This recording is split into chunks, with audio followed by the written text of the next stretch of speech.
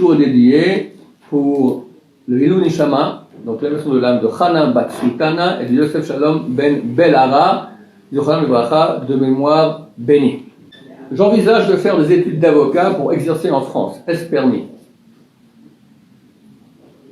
Alors, il faut savoir qu'il est absolument interdit de juger, ou de se faire juger, lorsqu'on est en procès avec un autre juif, un juif avec un juif, de se faire juger par des non-juifs ou par une loi non-juive. Quand je parle de loi non-juive, je parle aussi de la loi israélienne. La loi israélienne, c'est un mélange de loi ottomane, anglaise, des inventions de gens pas très cachers qui ont inventé des lois. D'accord? C'est complètement interdit, c'est extrêmement grave. Qu'est-ce qu'on fait lorsqu'on a un différend avec quelqu'un? Alors on doit lui intenter un procès en tribunal rabbinique, et si lui, il ne vient pas, le tribunal rabbinique lui envoie une convocation, une fois, deux fois, trois fois. Dans ce cas-là, le tribunal rabbinique nous donne l'autorisation d'aller nous faire juger par les tribunaux non juifs ou israéliens laïcs. D'accord? Dans cette mesure, un avocat ne peut pas, il pourra juger entre deux non-juifs, mais il ne pourra jamais juger ou être avocat au barreau quand il y a une des deux parties qui est juive. Parce que si il va protéger, il va accuser maintenant le juif de choses qui sont contrairement à la loi juive, donc il devient voleur. La loi juive dit qu'il est innocent.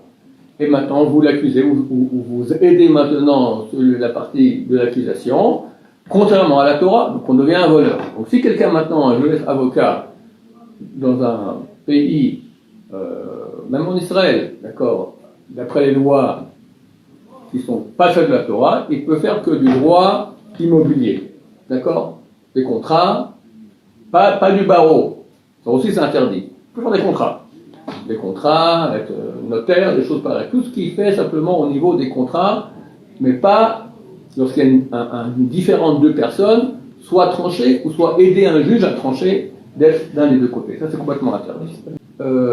Entre parenthèses, je ne peux pas me retenir de dire cela, d'accord. Beaucoup de mères nord-africaines rêvent que leur fils soit, je m'excuse que je vais peut-être embêter beaucoup de gens ici sur Terre, mais bon, pas m'empêcher de le dire. Beaucoup de mères nord-africaines rêvent que leur fils soit médecin ou avocat. La Gemara dit, le meilleur des médecins, il va en enfer. Avocat, la Moshe Shaul, le grand génération, il a dit, c'est quoi un bon avocat? C'est un bon menteur. Plus le type il sait bien mentir, plus c'est un meilleur avocat. Lui, c'est très bien parce qu'il était juge au tribunal rabbinique, et très très grand juge, d'accord, donc tu sais très très bien toutes les combines des avocats, etc. Voilà, c'est normal, tu as perdu de l'argent pour protéger ton client, pour montrer, c'est une ordure. Tu montres, mais non, c'est un sadique, enfin, tu dois protéger ton client, on ne peut pas dire, vous avez raison que le juge, j'ai reçu de l'argent, mais moi je vous dis entre nous, c'est une ordure, tu ne peux pas lui dire ça, tu vas te protéger. Donc, être avocat, c'est forcément aussi un grand menteur, la Torah interdit de mentir.